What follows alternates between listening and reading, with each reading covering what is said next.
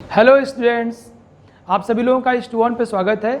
मैं हूं आपका chemistry teacher Nagendra Singh. I have done BTech from IIT and I am teaching since last 15 years.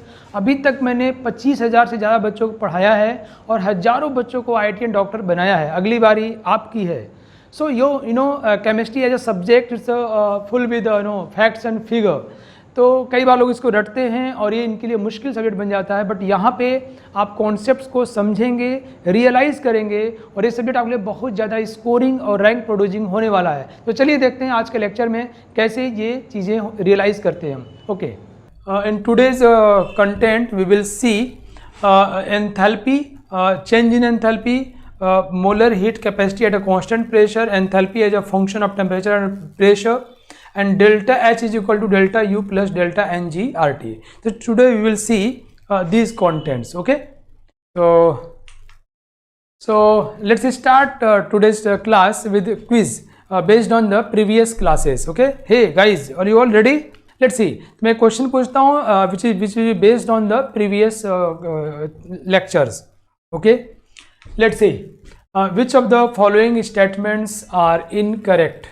इनमें से कौन सा स्टेटमेंट गलत है? Which of the following statements are incorrect? Come on. चलिए हम लोग डिस्कस करते हैं। पहला है हम लोग as you know that I have told to you that first you just try to find the correct one and then according to the question we will answer. Okay, let's see. So first just find the correct one. So U is a function of temperature, always true for ideal gas. Yes, it's true. You know, जो U होता है, U means internal energy, उसको U या कभी कभी E भी बोल देते हैं हम लोग। ये दो चीज़ों पर डिपेंड हो सकती है। U can be function of temperature and volume, ये दो चीज़ों पर डिपेंड कर सकती है, टेम्परेचर और volume. But in case of ideal gas, we know that volume will not play any role in determining internal energy, and we have discussed it in previous lecture, just last lecture. So if you have any problem, you can just see the lecture. Okay? So ये volume पे ideal gas वाला तो ये correct है, it's always true ना। But in case of real gas, O my God, real gas में ये volume पर डिपेंड करता है। एंड वी हैव सीन कि कंप्रेशन करने पर या एक्सपेंशन करने पर क्या फ़र्क पड़ता है, याद है आपको? हमने इसको डिटेल में आपको पढ़ाया हुआ है, तो मुझे उम्मीद है आपको याद होगा। तो ये ऑलवेज नहीं है, लेकिन मे भी सही हो सकता है, ये गलत है। मे भी मतलब ऐसा हम कर दें कि कांस्टेंट वॉल्यूम पे काम करें तो वॉल्यूम वाला फैक्टर गायब हो जाएगा। अगर हम कांस्टेंट वॉल्यूम पे काम करेंगे तो वॉल्यूम वाला फैक्टर ही गायब हो जाएगा। That will real gas will also depends on the temperature. So okay, so next है U as a function of temperature, always true for liquids. Obviously ये गलत है। लिक्विड सॉलिड केस में वॉल्यूम पर डिपेंडेंसी ज़्यादा होती है, क्योंकि उनके बीच में फोर्स ऑफ अट्रैक्शन ज़्यादा होता है ना, तभी तो सॉलिड लिक्विड है।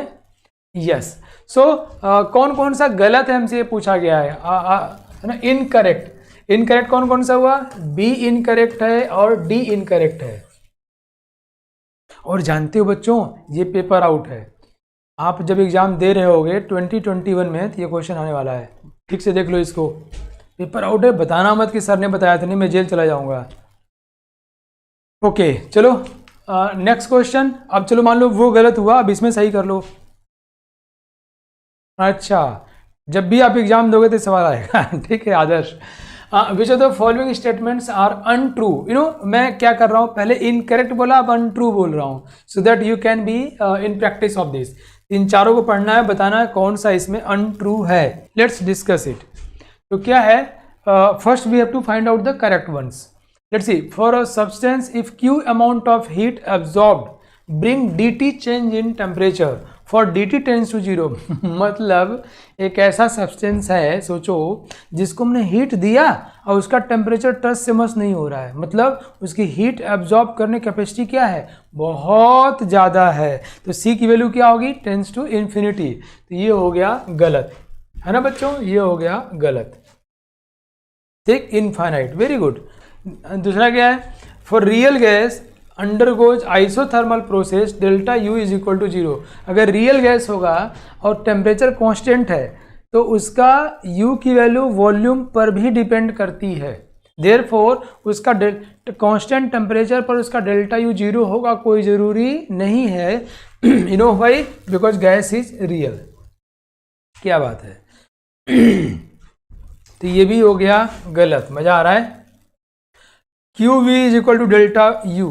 क्यू वी की वैल्यू डेल्टा यू के बराबर होगा कांस्टेंट वॉल्यूम पर। अगर वॉल्यूम कांस्टेंट है, क्यू क्या होता है हम जानते हैं, delta U is equal to Q minus W. अगर कांस्टेंट वॉल्यूम होगा बच्चों, ये कहाँ से लिखा मैंने, फर्स्ट लॉ ऑफ थर्मोडायनेमिक्स है ना बच्चों। तो अगर वर्क डन वॉल्यूम कांस्टेंट होगा तो वर्क डन क्या हो जाएगा, जीरो। तो कांस्टेंट वॉल्यूम पे Q V is equal to delta U. कब? रियल गैस के लिए, सॉलिड के लिए, लिक्विड के लिए, आइडियल गैस के लिए, सभी के लिए। कंजर्वेशन ऑफ एनर्जी सबके लिए एप्लीकेबल है। ओके, तो ये हो गया हमारा सही। D for real gas if repulsive forces dominates. If repulsive forces dominates, मैंने इसको बहुत डिटेल में पढ़ाया है। मतलब अट्रैक्शन ज़्यादा, रिपल्सन काम कर रहा है, तो कंप्रेशन पर कंप्रेशन करेंगे हम लोग। बच्चा लोग ध्यान सुनो।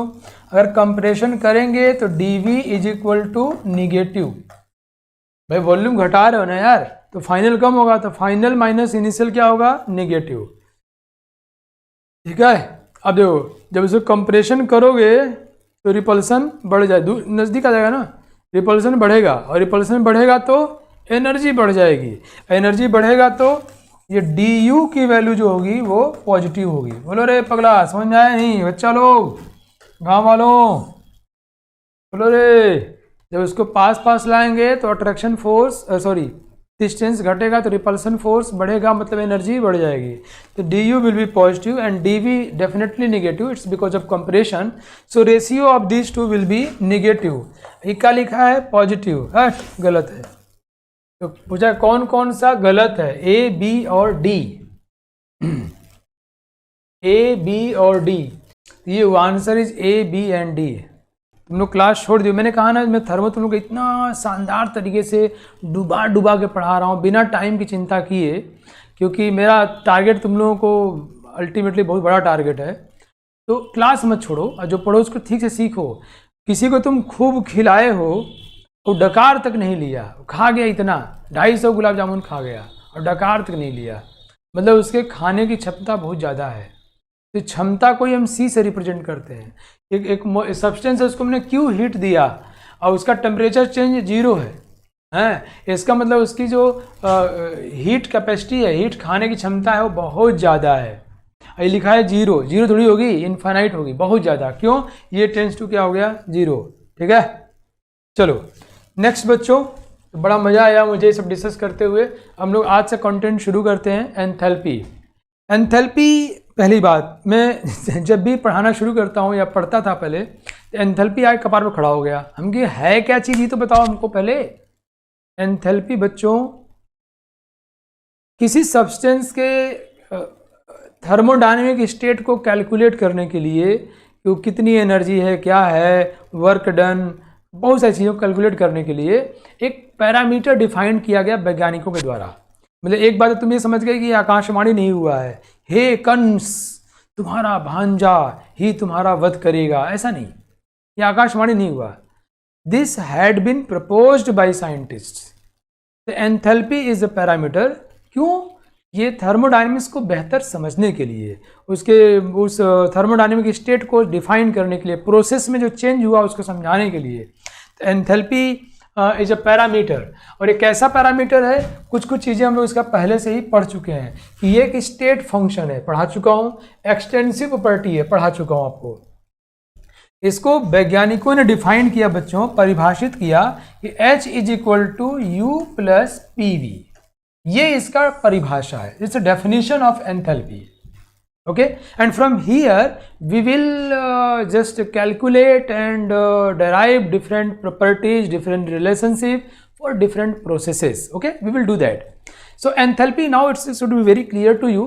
Someone asks you what is enthalpy, so rather than producing number of data, facts and figure, you should just say it's a parameter defined by scientists to have good calculation, better understanding of the process, process में क्या हो रहा है क्या नहीं हो रहा है को समझने के लिए एक अलग पैरामीटर दिया गया, and that parameter is called enthalpy. ठीक है, नाम अगर इसका एंथैल्पी नाम नहीं रख के नाम लक्ष्मण रख देते या नाम जापान रख देते ऐसा कुछ, या लड्डू रख देते, तो शायद हम लोग थोड़ा और कंफर्टेबल फील करते। But I am very sorry, I can do this, मेरे पास वो पावर नहीं है, मुझे एंथैल्पी ही बोलना पड़ेगा। तो एंथैल्पी का ये परिभाषा हुआ बच्चों। अब कोई पूछे, अच्छा हम लोग जानते हैं कि किसी बॉडी की इंटरनल एनर्जी की एग्जैक्ट वैल्यू हम निकाल नहीं सकते, that's we have discussed it. अगर आप भूल गए हो तो पीछे जाके पढ़ लेना, और आपको समझ में आते रहे मेरी बात ना, आप पढ़ने में मज़ा आए तो लिखते रहो कि सर समझ में आ गया, मज़ा आ गया। तो मुझे लगा कि मैं जो पढ़ा रहा हूँ ये इफेक्टिव हो रहा है। और हम लोग थर्मो को इतना अच्छे से पढ़ते हैं, थर्मो कहाँ है, फिजिक्स में भी है, केमिस्ट्री में भी है, और हर बहुत सारे चैप्टर्स में आता है, इक्विलिब्रियम में आता है, इलेक्ट्रो में आता है, मज़ेदार है बाबू, ऑर्गेनिक केमिस्ट्री में आता है, इसको पीट लो, बहुत शानदार है। ये मेरी तरफ से दिवाली गिफ्ट है तुम लोगों के लिए, आज का लेक्चर दिवाली गिफ्ट है। अब पढ़ाई से बड़ा अब गुरु क्या दे सकता है, ज्ञान दे रहा हूँ, लेट्स टेक इट, है ना। Thank you. Let's see, since we could not measure, we could not enumerate absolute value of internal energy, and therefore also we could not enumerate absolute value of enthalpy। कोई पूछे इस system की internal energy कितनी होगी, क्या नहीं मालूम, क्या तब का पढ़े हो, क्या इसकी हमको ज़रूरत नहीं है, हमको चेंज इन इंटरनल एनर्जी की ज़रूरत है, एब्सोल्यूट वैल्यू की नहीं, निकाल भी नहीं सकते और इट्स नॉट रिक्वायर्ड ऑल्सो। सो बच्चों एंथैल्पी, तो एंथैल्पी की एब्सोल्यूट वैल्यू हम कभी निकाल नहीं सकते। जब इसी का नहीं निकाल सकते तो इसका कहाँ से निकालेंगे, तो नहीं निकाल सकते हैं, बट चेंज इन एंथैल्पी निकाल सकते हैं। कैसे, D H is equal to D U plus D P V, you can see बच्चों, ये हमारा h is equal to U plus P V, D मतलब change in, differential change in लगा दिया, तो क्या हुआ, this is equal to change in internal energy plus D P V. अगर आइडियल गैस होगा तो P V is equal to N R T, for ideal gas P V is equal to N R T, so D P V D N R T. If you know, हम क्या लिख सकते हैं, D H is equal to D U plus N constant अगर है, number of moles, R gas constant है, D T. Okay, तो this is what enthalpy change, change in enthalpy. So हम लोग एंथैल्पी चेंज निकाल सकते हैं, एंथैल्पी की एब्सोल्यूट वैल्यू नहीं निकाल सकते। ओके, तो कोई पूछे अब एंथैल्पी क्या है, समझ गए ना आप। एंथैल्पी एक पैरामीटर है जो वैज्ञानिकों ने दिया प्रोसेस को समझने के लिए, है ना। ये कोई आकाशवाणी से नहीं आया, तो ये हमारे काम को आसान करने के लिए आया, फैसिलिटेटर है। ओ हो, आ जाओ गले लग जाओ भाई, तुम तो बड़े मज़ेदार चीज़ हो। लेट्स सी बच्चों, so now if both pressure and volume, अगर दोनों चेंज हो रहा है तो मैंने आपको बताया, बहुत ध्यान समझना, मतलब हम लोग अब निकालने जा रहे हैं कि एंथैल्पी चेंज कैसे निकाल सकते हैं। एक ऐसा प्रोसेस की पहले बात की जा रही है, सवाल परीक्षा में आएगा, H is equal to U plus P V है, तो यू क्या है, इंटरनल एनर्जी, और प्रेशर इंटू वॉल्यूम क्या है, ये वर्क डन, ये भी एनर्जी का टर्म है ना। तो ये कुल मिला के कुछ एनर्जी टाइप की चीज़ है, वो एग्जैक्टली क्या है, वी विल सी इट, हम इसको देखेंगे। ये एनर्जी टाइप की चीज़ है, ये इंटरनल एनर्जी, उस बॉडी की एनर्जी कितनी है, प्लस उस बॉडी ने कितना प्रेशर वॉल्यूम मल्टीप्लिकेशन क्या बता रहे हैं, will see it. Okay, let's see. तो अगर हम एक प्रोसेस कर रहे हैं, बच्चों ध्यान सुनो, आप लोग डिस्कस कर रहे हो, अच्छी बात है, धीरे सीखते हैं। अगर हम rather than cramming the formula, mugging the formula, we should understand it कि कहाँ से आया और क्यों आया। तो डिफाइन किया, H is equal to U plus P V. अगर किसी प्रोसेस में, प्रोसेस कई तरह के होते हैं, अगर किसी प्रोसेस में प्रेशर और वॉल्यूम दोनों चेंज हो रहा हो, देन हम क्या करेंगे, D H is equal to D U plus P D V. अब ध्यान समझो, तो इसको इंटीग्रेट कर दो, तो डी का इंटीग्रेशन क्या होगा, डेल्टा एच, मतलब ये क्या है, डिफरेंशियल चेंज, ये क्या है, calculated, we can calculate significant change. Delta PV, बच्चों डेल्टा पीवी क्या होता है, कई बच्चों को पता नहीं चलता है, तो ये है delta P into V plus P into delta V plus delta P into delta V. तो हम क्या करने जा रहे हैं, हम लोग एंथैल्पी चेंज को कैलकुलेट करने जा रहे हैं। ओके, सी, तो delta H equal to delta U plus delta P V, तो डेल्टा पी वी। अच्छा, अभी एक बात आपको जानना जरूरी है बच्चों कि हमेशा यहाँ जो पहला वाला लिखते हैं वो इनिशियल वॉल्यूम लिखेंगे, इनिशियल प्रेशर लिखते हैं, और जो चेंज इन लिखते हैं it's A final minus initial, P2 minus P1। Delta V क्या होगा बच्चों, V2 minus V1, final minus initial. अगर आप इस सब को रख के कैलकुलेट करते हो तो बहुत सारी चीज़ें बीच में कट पिट जाती हैं, वो आप घर पे करना। जो मैं कहता हूँ घर पे करना तो ज़रूर करना, ऐसा नहीं कि सर आप सही ही कर रहे होंगे, no no no, just do at your home, because you know after doing you will gain some another kind of confidence. Okay, so इनको हम सॉल्व करेंगे तो आएगा delta H is equal to delta U plus P2 V2 minus P1 V1। अगर कहीं पर बच्चों इस पे खूब सवाल पूछा जा चुका है, तो कहीं पर सवाल में ऐसा पूछा जाए कि पहले प्रेशर वॉल्यूम इतना था, बाद में प्रेशर वॉल्यूम इतना हो गया एंड इंटरनल एनर्जी के चेंजेस दिया, if both pressure and volume are changes in that case we will use this formula P2 V2 minus P1 V1, delta H is equal to delta, so we can say enthalpy change will be always more than internal energy change because it incorporates in change in internal energy along with pressure and volume contribution will be there. Okay, hello everyone, is it clear? बताओ बताओ क्या समझ में आया आप लोगों को?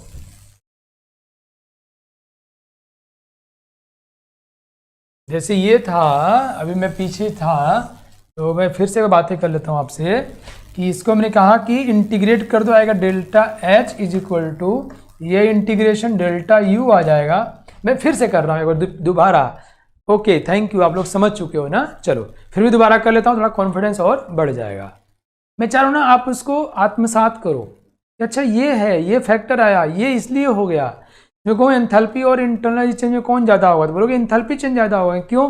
कि उसमें इंटरनल एनर्जी चेंज तो है ही और प्रेशर वॉल्यूम वाला भी फैक्टर है। नहीं, delta U D P we क्या होगा, ये डेल्टा पी वी, और डेल्टा पी वी को जब हम लोग ओपन करेंगे तो ये बच्चों ये खुल के क्या हो जा रहा है, ये हो जा रहा है P2 V2 minus P1 V1। और कैसे ओपन करते हैं that I have discussed earlier. Okay, so and ये कब यूज करेंगे, जब जब जब जब दोनों प्रेशर और वॉल्यूम दोनों ही चेंज हो रहा हो। Okay, that's great. Now in isochoric process, अब तो ये हो गया, अब दोनों चेंज हमने कर दिया। अगर आइसोकोरिक प्रोसेस हो, अब तुम्हें लगेगा कि थर्मल बड़ा आसान है, वो आसान है। अब आइसोकोरिक है तो डेल्टा वी क्या हो जाएगा, जीरो। तो उसमें delta H is equal to क्या होगा, देखो डेल्टा यू प्लस, तो देखो क्या हुआ, डेल्टा वी जीरो कर दो तो मेरा यार वी डेल्टा पी बच जाएगा।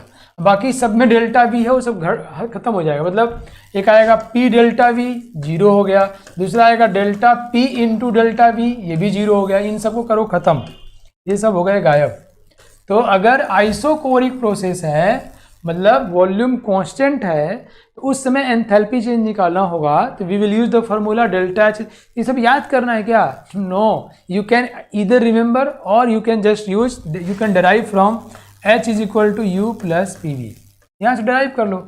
वॉल्यूम कांस्टेंट है तो delta H is equal to delta U plus volume is constant, so we delta P हो जाएगा। It's too easy. So either you can go in that way और you can understand this one very easy.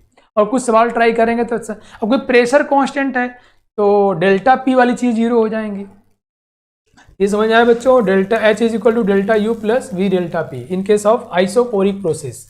Hello everyone, let's see, अगर isobaric process हो, क्या sir आप isobaric मतलब constant pressure पे हो। Very nice, very nice, thank you.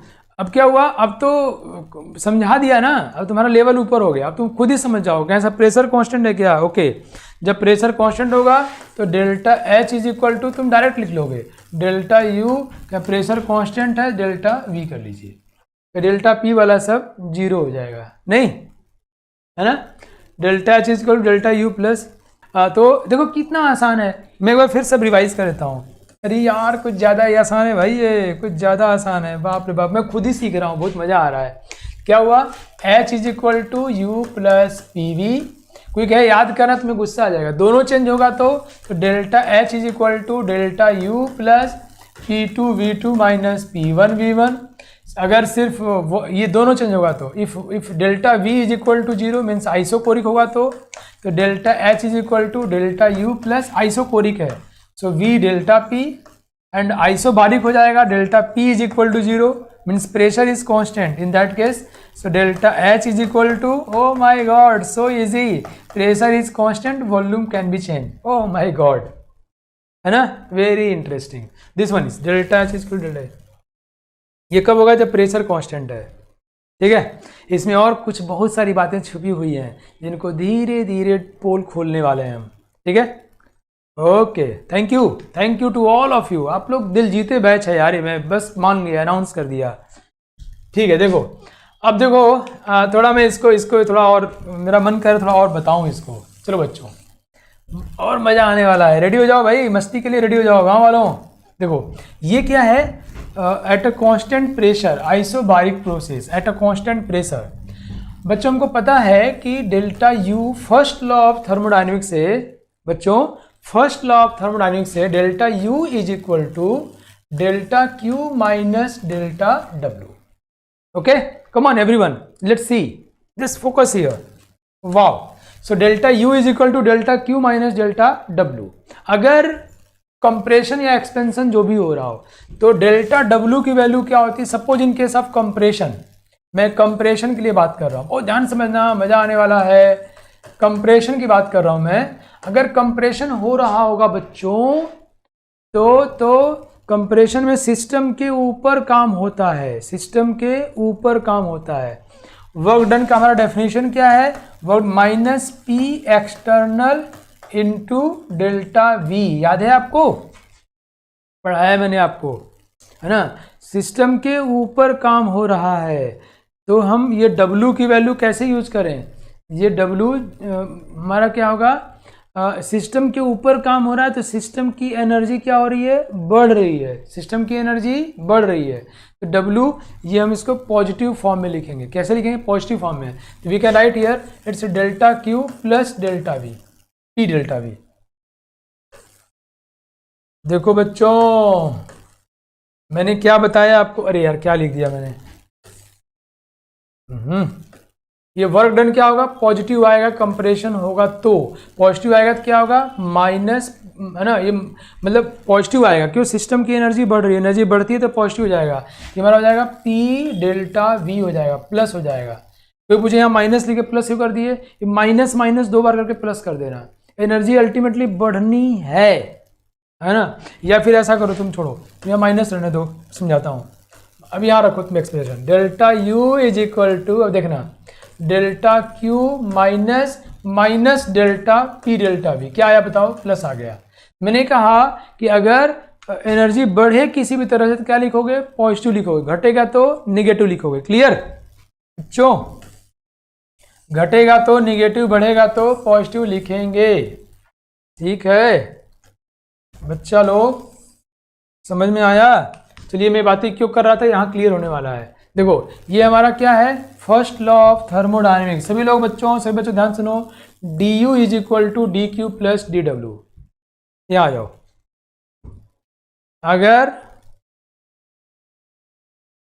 अगर system की एनर्जी बढ़ रही है तो पॉजिटिव और घट रही है तो निगेटिव, हीट मिल रहा है तो पॉजिटिव, बाहर जा रहा है तो निगेटिव, क्लियर एवरीवन। तो बच्चों मैं आपको अब समझाता हूँ, कंफ्यूज्ड, चलो कंफ्यूज, अशरफ कंफ्यूज हो गए हैं, ये बड़ी अच्छी अवस्था होती है, इसमें लोग हमेशा कुछ ना कुछ सीख लेते हैं।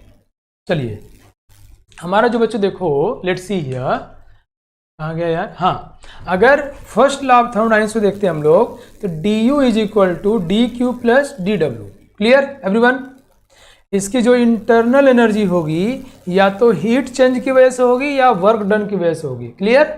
सी, अब डी क्यू जो होता है माइनस पी डी वी होता है, ये डी डब्ल्यू जो है ये माइनस पी डी वी हो गया, तो D Q is equal to D U plus P D V. ध्यान से देखो, एंड ये क्या हुआ, डी एच के बराबर हो गया। कब ऐसा होगा, जब प्रेशर कांस्टेंट होगा। फिर से समझाता हूँ, यहाँ देखो, कमान बच्चों, मैं समझ में आ गया, थोड़ा मैं जल्दीबाजी कर दिया तो थोड़ा कनेक्शन टूट गया, वे कनेक्शन फिर से जोड़ता हूँ, चलो कम ऑन जादू, let's see. First law of thermodynamics से बच्चों delta U is equal to, सबने ध्यान सुनना, सब भूल जाओ, पीछे क्रॉस कर दिया, भूल जाओ, बचपन में क्रॉस कर देते कि सब भूल जाओ। Delta U is equal to delta Q plus delta W. ठीक, अगर हम लोग कांस्टेंट प्रेशर पे काम कर रहे हैं, मतलब delta P is equal to 0 है, तो delta Q is equal to क्या लिखते हैं हम लोग, क्यू पी, पी मतलब कांस्टेंट प्रेशर पे, और डेल्टा डब्ल्यू क्या लिखते हैं हम लोग, minus P delta V. P कौन सा बच्चों, external pressure, delta V change in volume. अब इन वॉल्यूम्स को यहां रख दो, लेट्स सी, तो क्या हो गया, देखो बच्चों, delta U is equal to Q P, Q at a constant pressure, minus P delta V. यहां से आएगा कांस्टेंट प्रेशर पे जो हीट है, heat is equal to delta U plus P delta V. ये सही है, समझ में आया क्या सबके बच्चों, गांव वालों, मेरे लाडलों लाडलियों, दिल जीते, सब बताओ ये एक्सप्रेशन सही है क्या, इज इट क्लियर नाउ? ये from first law of thermodynamics, constant pressure पे जो हीट जो भी मिला, लॉस गेन जो भी हुआ, दैट इज क्यूपी के बराबर हो गया। तो and work done is always defined as minus P delta V. मैंने क्या किया था, I have use classical way कि अगर इंक्रीज हुआ तो प्लस यूज करो, डिक्रीज हुआ तो माइनस यूज करो। So either we can proceed by the mathematical way और by classical understanding. Okay, get see, delta U is equal to Q P minus P delta, ये आ गया। ये हमारा क्या है बच्चों, ये क्या है बच्चों, क्या है, this is heat at a constant pressure, delta U plus P delta we. Constant pressure, हमारी समस्या क्या है कि हम लोग एंथैल्पी को समझना चाह रहे हैं कि एंथैल्पी एक्चुअली में होता क्या चीज़ है। साइंटिस्ट अपना U प्लस पी बोल के निकल लिया हम लोग उसको अलग अलग प्रोसेस के निकाल, हम लोग क्या पाए कि कांस्टेंट प्रेशर पे आइसोबारिक प्रोसेस के लिए जो डेल्टा H की वैल्यू है वो delta U plus P delta V के बराबर होता है, और कांस्टेंट प्रेशर पे जो हीट चेंज है वो भी delta U plus P delta V के बराबर होता है। ये दोनों बराबर है क्या राइट साइड वाले, तो लेफ्ट वाले भी बराबर होंगे। तो इसका मतलब कांस्टेंट प्रेशर पर जो एंथैल्पी चेंज होता है वो हीट चेंज के बराबर होगा। क्लियर? तो कोई पूछे एंथैल्पी चेंज क्या है, तो you can say it is equal to heat change but not every time, not always at a constant pressure. Okay, why, because at a constant pressure, you know, constant pressure पे हम जो first law thermodynamics use करते हैं, it's for all, for always, ये हमेशा के लिए है, फॉर एवर, तो ये हमारा हमेशा के लिए है, तो ये हमारा हमेशा के लिए हो जाएगा। लेकिन ये जो एक्सप्रेशन निकल के आया है delta H is equal to delta U plus P delta V, it is not for ever, it is only for isobaric process. Isochoric में देखा कि V डेल्टा P हो जाता है, दोनों चेंज होने पर P2 V2 है ना, ये हुआ। वाह वाह, यह बात, अब मैं तुम लोग समझ गए तो मुझे को मजा आ गया, तभी बहुत अच्छे। मैंने बीच में क्या किया ना, मैथमेटिकल और क्लासिकल दोनों मिक्सअप कर दिया, तो थोड़ा दिक्कत हुआ, मैं तुरंत बाहर निकला उससे। देखो मैं इसमें यही समझाने की कोशिश कर रहा हूँ कि DH एंथैल्पी चेंज कोई पूछे क्या होता है, तो बोले कांस्टेंट प्रेशर पर हीट चेंज को एंथैल्पी चेंज कहते हैं, या delta H is equal to Q P. Wow, तो delta H is equal to Q P, constant pressure पर जो हीट इन्वॉल्व है वो डेल्टा H के बराबर होगा। बहुत अच्छे, चलिए आगे बढ़ते हैं हम लोग। तो बच्चों नेक्स्ट है क्वेश्चन आपके लिए, तो रेडी हो आप लोग? जो अभी तक बताया मैंने एंथैल्पी के विषय में कुछ बातें। एंथैल्पी क्या है कि enthalpy is defined as H is equal to U plus P V, it's a state function, extensive property, या we cannot calculate the absolute value of enthalpy, but we can calculate the change in enthalpy by using the relationship H is equal to U plus PV for different processes, and by doing so we come to conclusion that at a constant pressure, means isobaric process, heat change will be equal to enthalpy change, delta H is equal to QP. Okay, so let's see, everyone is desperately waiting for the question, quiz time. Oh, let's see, incorrect statements are, come on everyone, एक चीज जरूर करना, question बनाते रहना। मैंने NCERT से, RC Mukherjee से, या प्रीवियस ईयर क्वेश्चंस, या हमने अपने वेब पोर्टल पे बहुत सारे क्वेश्चंस डाले हुए हैं। क्वेश्चन ट्राई करते रहना, ये आपको धारदार बनाएगा। क्वेश्चन ट्राई करोगे ना तो पता है, मान लो मैं ऐसी कोई चीज़ पढ़ाया जो मैं बोला हूँ बट आपको बहुत नोटिस नहीं हुआ हो, तो वो क्वेश्चन में आएगा तुरंत आप कर डालोगे। क्वेश्चन ट्राई करते रहना। आप क्वेश्चन ट्राई करोगे तो जितने तरह के प्रॉब्लम बन सकते हैं उस कॉन्सेप्ट के ऊपर सर आप बना चुके होगे, तो एग्जामिनेशन में यूँ यूँ यूँ करके आओगे, right. Just do it. Let's see here incorrect statement. हम लोग हमेशा पहले करेक्ट ढूंढते हैं ना। Let's do the same here. Delta H is equal to this one always holds good. यह बिल्कुल सही बात है, ये हमेशा सही होता है। सब कुछ बदल दो तब भी सही होता है ना। इट्स ऑलवेज होल्ड्स गुड, है ना। P2 V2 मतलब इसमें प्रेशर वॉल्यूम सब बदल दो या जो भी करो तो ये हमेशा सही होगा। ओके। कोई कहे सर अगर वॉल्यूम मतलब कहे सर वॉल्यूम कांस्टेंट होगा, प्रेशर कांस्टेंट होगा, तो अपने आप इसमें इंक्लूड हो जाएगा। ओके। मतलब आप कह रहे हो, कहो सर अगर वॉल्यूम कांस्टेंट रहे तो मतलब आप कह रहे हो V2 is equal to V1 हो जाए, V2 is equal to V1 हो जाए, और इसको हम क्या मान लें, V मान लें। तो ये क्या हो जाए बताओ, delta H is equal to delta U plus volume constant है, pressure change, P2V minus P1V। क्या हो जाएगा ये, delta U plus V, P2 minus P1 तो डेल्टा P हो तो गया वही वाला, है कि नहीं। तो ये हमेशा करेक्ट होगा क्योंकि इसमें हमने मोस्ट जनरल फॉर्म लिया, you know both can be very. Constant है तो कांस्टेंट कर दो, अपने आप वही फॉर्म निकल जाएगा, है नहीं। ये मैंने करके क्यों दिखाया, करके दिखाया तुम्हें मज़ा आ गया कि अच्छा इसी में वॉल्यूम कांस्टेंट होगा तो भी फिट हो जा रहा है, प्रेशर कांस्टेंट होगा तो P2 P1 को P मान लो तो P into V2 minus V1 हो जाएगा कि अच्छा इसमें दोनों आ जा रहा है। ओह ग्रेट, ये तो बड़ी अच्छी बात है। नहीं चलो, ये हमेशा ट्रू होगा। इन आइसोकोरिक प्रोसेस ना, ये नहीं है। आइसोकोरिक में तो यही है। फॉर एनी प्रोसेस ये बात सही है, किसी प्रोसेस के लिए डेल्टा एच की वैल्यू डेल्टा यू से ज़्यादा। लेकिन यू नो मैं एक बात बताना चाहता हूँ आपको, delta H is equal to delta U plus P2 V2 minus P1 V1, है ना। या हमने अभी कहा था delta H is equal to for isobaric process delta U plus P delta V, P delta V। तो इसकी वैल्यू अगर हम लोग बच्चों कंप्रेशन करते हैं तो इसकी वैल्यू निगेटिव हो सकता है, नहीं हो सकता है। अगर हम लोग कंप्रेशन करेंगे तो P डेल्टा V क्या हो जाएगा, निगेटिव हो जाएगा, तो इसकी वैल्यू कम हो जाएगी। तो डेल्टा H डेल्टा U से हमेशा ज़्यादा होगा magnitude wise, it's not necessary.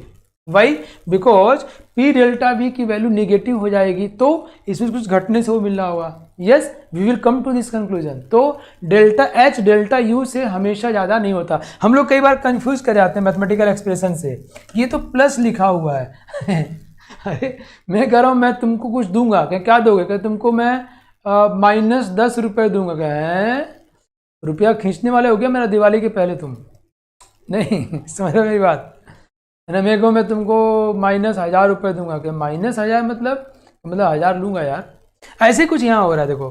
तो बच्चों ये बात गलत हो गई, फॉर एनी प्रोसेस ये हमेशा सही नहीं होगा। नाउ डेल्टा एच ये बिल्कुल सही है, अभी तुमने याद किया यार, क्या बताना हमको, इनकरेक्ट स्टेटमेंट। इनकरेक्ट करूँगा भाई B एंड C, तो हमारा आंसर होगा B एंड C। गांव वालों सभी लोग बताओ समझ में आया कि नहीं। मतलब थर्मो कितना इंटरेस्टिंग है यार, पता नहीं बच्चों कैसे कई बार मुश्किल हो जाता है। मान लो किसी का यहाँ गलत हुआ तो क्या फ़र्क पड़ता है, सीख तो लिया उसने, घर जाके फिर सवाल ट्राई करो। गलती तुमसे क्या होगी, तुम घर पे सवाल ट्राई नहीं करोगे। Now let's see the next question, next concept. Sorry, थोड़ा एक जो पढ़ाया है उसी को फिर से दूसरी भाषा में समझाने की कोशिश कर रहा हूँ। कह रहा है कि heat released by the system eight a constant pressure is 40 calorie. किसी सिस्टम को कांस्टेंट प्रेशर पर अगर हीट रिलीज कर रहा है तो ये Q की वैल्यू पॉजिटिव की निगेटिव बच्चों, QP हमारा क्या आएगा -40 कैलोरी। हीट निकाल रहा है भाई, heat released by the system, O my God, system ने हीट निकाल दिया, इट्स माइनस ना। तो अगर ऐसा है तो dQ इज इक्वल टू क्या हुआ, CdT ना। कह रहा है अगर उसका टेम्परेचर चेंज टेंस टू 0 हो जाए, मतलब ये तुम समझते हो, अगर सिस्टम ने हीट निकाला और हीट निकालने के बाद उसमें टेम्परेचर चेंज नहीं के बराबर हुआ तो हम जानते हैं बच्चों कि कांस्टेंट प्रेशर पे जो हीट चेंज होता है D Q is equal to, हम लोग पहले पढ़ चुके हैं, N C P D T, है ना, डी क्यू कर दो। ये सी पी क्या है? मोलर हीट कैपेसिटी है। क्या है बच्चों? Molar heat capacity. तो ये डेफिनेशन है, किसका का डेफिनेशन है? ये मोलर हीट कैपेसिटी का, है ना। मैं फिर से डिफाइन करूँ क्या? बहुत मज़ेदार तरीके से डिफाइन करता हूँ ना मैं। चलो फिर से गांव वालों, मैं डिफाइन कैसे करता हूँ कि क्यू हीट देने पर 1 मोल सब्सटेंस का कितना टेम्परेचर चेंज हुआ, कितना ज़्यादा चेंज होगा तो वो उसकी हीट कैपेसिटी कम होगी। उसकी हीट होल्ड करने की कैपेसिटी कितनी ज़्यादा है, heat capacity at a constant pressure process के, क्योंकि हीट कैपेसिटी, हीट जो है ना बच्चों प्रोसेस पे डिपेंड करता है। ये पाथ फंक्शन है, पाथ फंक्शन है, रास्ते पर डिपेंड करता है। किस रास्ते से गए आप, तो कांस्टेंट प्रेशर पे गए हो, कांस्टेंट वॉल्यूम पे गए हो, किस पे गए हो? तो कांस्टेंट प्रेशर की बात किया जा रहा है। तो कितना हीट चेंज हुआ? Delta T. अगर ये कह रहा है कि अगर हीट चेंज टेंस टू 0 होगा, ये आज मैंने सवाल भी आपसे क्विज में पूछा था, तो इसका मतलब उसकी heat capacity tends to infinite है, बहुत ज़्यादा है। ये हम लोग ऑलरेडी जानते हैं। Question I have already asked with you.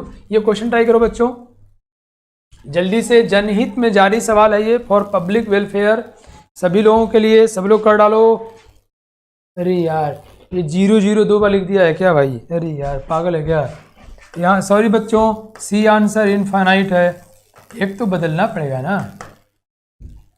Let's see molar enthalpy change. हम लोग डेल्टा एच को थोड़ा और डिटेल में देखते हैं। कम ऑन बच्चों, ध्यान सुनो, कुछ बहुत ही गूढ़ बात करने वाला हूं। तुम बहुत अच्छे हो यार।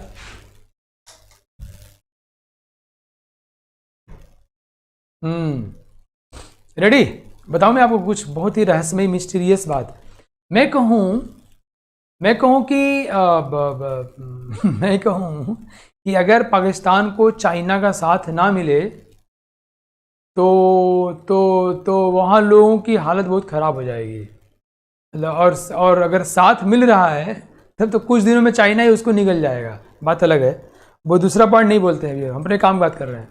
तो चाइना का साथ न मिले तो पाकिस्तान के लिए जीना दूभर हो जाएगा, गरीबी बहुत ज़्यादा है, इसकी इकॉनमी की धज्जियाँ उड़ गई हैं। इसका मतलब क्या हुआ कि पाकिस्तान के लोग खाते पीते हैं, 2 बात पर डिपेंड कर रहा है, एक खुद उनके कमाई पर और दूसरा चाइना वालों के पैसे पर डिपेंड करता है। नहीं, मैं कह रहा हूँ कि अगर चाइना वाले पाकिस्तान को पैसा न दें तो वहाँ पे बहुत दिक्कत आ जाएगी, खाने पीने की दिक्कत आ जाएगी। इसका मतलब पाकिस्तान के लोग खाना पीना 2 बात पर डिपेंड कर रहा है, पहला खुद के ऊपर और दूसरा चाइना के ऊपर। वैसे ही अब मेरी बात को ऐसे ही अनालॉजी लेके सोचना। मैं कह रहा हूँ कि कांस्टेंट प्रेशर पर जो हीट चेंज होता है वो डेल्टा एच के बराबर होता है। वो ध्यान समझना, बहुत ध्यान से।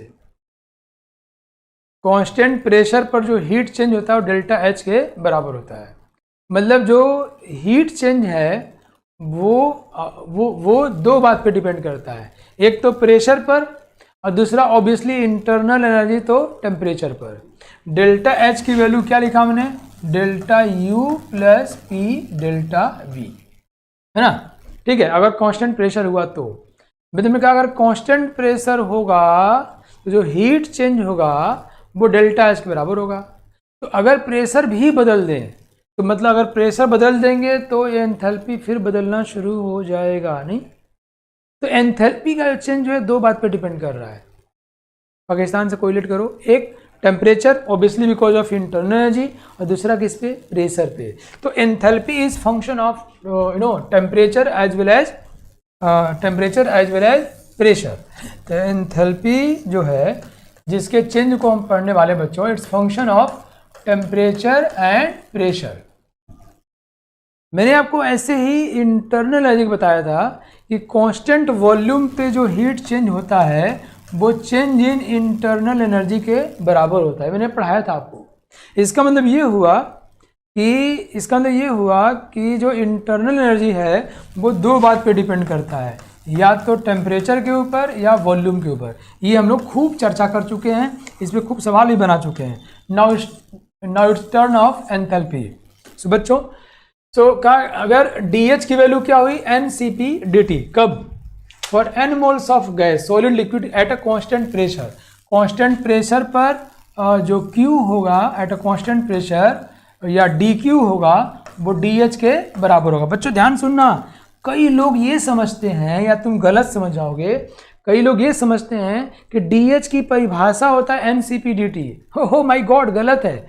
DQ जो है ये कांस्टेंट प्रेशर पर ये जो है NCP/dt के बराबर होता है। ओके, कैसे बताया था अभी यार, ये CP के परिभाषा से है। मोलर हीट कैपेसिटी को ऐसे परिभाषित ही किया गया है ना, पढ़े भी हम लोग, है ना बच्चों। तो और DQ eight a constant pressure DH के बराबर होगा। तो इन दोनों को अगर हम लोग कंबाइन करते तो निकल के ये आता है कि DH is equal to NCP/dt। Oh my God, DH is equal to NCP/dt। लेकिन ध्यान रखना, ये बात आप लोग तभी करोगे DH इज इक्वल टू, लेकिन जब प्रेशर कांस्टेंट हो। कुछ लोग दुर्भाग्यपूर्ण है, वो ये समझते हैं कि कहते हैं कि एंथैल्पी चेंज क्या होता है, तो ये फटाका फार्मूला रख देंगे NCP/dt। अरे माय गॉड, ऐसा मत करो भैया, क्या कर रहा है। ये कब होगा? At a constant pressure. Pressure constant होगा तभी इसकी वैल्यू इसके बराबर होगी, और प्रेशर कांस्टेंट होगा तभी इसकी वैल्यू इसके बराबर होगी। ये दोनों बराबर हो जाएंगे, है ना। अगर प्रेशर चेंज होगा तो हम लोग पूरी कहानी पढ़ चुके हैं, V डेल्टा P फलाना डिमका। Okay come on. तो अब देखो, ये हमारा डेफिनेशन आ गया। नाउ जैसा कि हमने बच्चों इंटरनल एनर्जी केस में पढ़ रखा था, तुम लोग मेरी क्लास के बाद शांत मन से घर पे फिर से नोट्स को लिखना कि सर ने क्या क्या बोला, या किसी को समझाना, क्योंकि रियली बहुत बड़ी बड़ी चीज़ें भूल जाती हैं ना बच्चों। अब देखो ये CP जो है बच्चों, CP या CPM लिखते हैं ना, M मतलब मोलर हीट कैपेसिटी। CPM जो है या तो टेम्परेचर पर डिपेंड करेगा या टेम्परेचर पर डिपेंड नहीं करेगा। As we have see in case of internal energy, या तो फंक्शन ऑफ टेम्परेचर होगा या नॉट फंक्शन ऑफ टेम्परेचर होगा। तो अगर वो टेम्परेचर का फंक्शन है ना, अगर वो टेम्परेचर का फंक्शन नहीं है, मतलब ये कांस्टेंट क्वांटिटी है, अगर टेम्परेचर का फंक्शन नहीं है, we know DH is equal to NCP/dt। Okay, तो अगर ये टेम्परेचर का फंक्शन नहीं है, मतलब ये सब एक कांस्टेंट क्वांटिटी हो गया, तो हम इसको जब इंटीग्रेट करेंगे तो ये हो जाएगा डेल्टा H, ये कांस्टेंट बाहर निकल जाएगा और ये हो जाएगा डेल्टा T। बच्चों मजा आया? तो delta H is equal to NCP/ΔT हो जाए। कब? जब CP टेम्परेचर पर डिपेंड नहीं करता है। कब? यह हम कांस्टेंट है, टेम्परेचर बदलोगे हम नहीं बदलेंगे। ज़्यादातर हमारे केस में सवाल इसी पर आता है, बट समटाइम्स ऑब्जेक्टिव क्वेश्चन घुमा फिरा के आ जाते हैं। मैं तुम्हें इतना डिटेल में पढ़ा रहा हूँ कि जब तुम IIT से BTech करोगे या बड़े होकर तुम UPSC एग्जाम दोगे थर्मो लेके, तो ये सब कॉन्सेप्ट अगर तुम इसको इम्बाइब कर लेते हो, अपना हिस्सा बना लेते हो ना, बहुत आनंद आएगा बच्चों। इसलिए आई सजेस्ट यू कि आप इसको घर जाके फिर लिखना, डिस्कस करना, किसी को बताना, किसी को पढ़ाना, अपने दोस्त। और दिवाली के लिए इससे बड़ा कोई ऑफर तो हो नहीं सकता, है ना। हमने ये यहाँ देखा कि DH is equal to NCP/dt। अब ये CP जो है या तो टेम्परेचर पर डिपेंड करेगा या नहीं करेगा। तो अगर ये डिपेंड नहीं करता, क्वेश्चन में इस पर कोई डिसीजन नहीं हुआ है, तो इसका मतलब CP जो है कांस्टेंट है। तो इंटीग्रेट करेंगे तो कांस्टेंट बाहर आ जाएगा, इंटीग्रेट करें दोनों कांस्टेंट बाहर आ जाएंगे, बाहर आ गया। और dt का इंटीग्रेशन डेल्टा T, तो delta H is equal to, तो कई लोग, तो ये क्या हुआ, अगर ये कांस्टेंट है तो ये बाहर आ गया और ये हो गया डेल्टा T, यहाँ हो गया, ठीक। तो कुछ लोग मैं जो बार बार बोल रहा हूँ इसलिए तुमसे गलती ना हो, कुछ लोग यही डेल्टा H क्या, उनसे पूछो डेल्टा H इक्वल टू कहते हैं NCP/ΔT। क्या बहुत नालायक है भाई, ये हमेशा नहीं होता, ये सिर्फ तभी होता है जब कांस्टेंट प्रेशर हो, और कांस्टेंट प्रेशर होगा तो हमेशा होगा। कांस्टेंट प्रेशर हो और ये टेम्परेचर पर डिपेंड ना करता हो। बट अगर वो टेम्परेचर पर डिपेंड करेगा, तो मान लो ये इस तरह से डिपेंड कर रहा है, अगर वो टेम्परेचर पर डिपेंड कर रहा है सपोज, तो CP की वैल्यू A + BT + CT² है, ऐसे डिपेंड कर रहा है। तो ये रिलेशनशिप आपको देगा, ये रिलेशनशिप आपको क्वेश्चन में देगा कि कैसे डिपेंड कर रहा है। तो C P is equal to A plus B T plus C T square, देखो D H is equal to ये एन सी पी टी मान लो, एन सी, देखो ये क्या, A plus B T plus C T square, ये क्या है, ये सी पी की वैल्यू है यार। ये कौन सी पी है, जो टेम्परेचर पर डिपेंड करता है। ज़्यादातर सवाल इससे पूछे नहीं जाते, but you should know it. D T, इसको अब इंटीग्रेट करो तो इसका इंटीग्रेशन डेल्टा हो जाएगा, और इसका इंटीग्रेशन देखो ए डी टी क्या हो जाएगा, एन ए डेल्टा टी मतलब T two minus T one plus B T square, T इसका मतलब delta T square by two है ना बच्चों, plus C T Q by three, तो C delta Q by three. Oh my God, समझ गए बच्चों। तो अगर वो टेम्परेचर पर डिपेंड करता है या नहीं करता है, तो अगर करेगा टेम्परेचर पर डिपेंड तो हमने मान लिया, तो अगर टेम्परेचर पर डिपेंड करता है या नहीं करता, अगर टेम्परेचर डिपेंड करेगा तो मान लो C P is equal to A plus B T plus C T square, और ये अपना करके देख लेंगे हम लोग, ठीक है। और ऐसा मैंने आपको इंटरनल एनर्जी वाले में भी बताया था। और नहीं करेगा तो we know it better way, अगर नहीं करेगा तो वैसे कर सकते हैं, आसान हो गया। ज़्यादातर सवाल में नहीं करता है, ठीक है।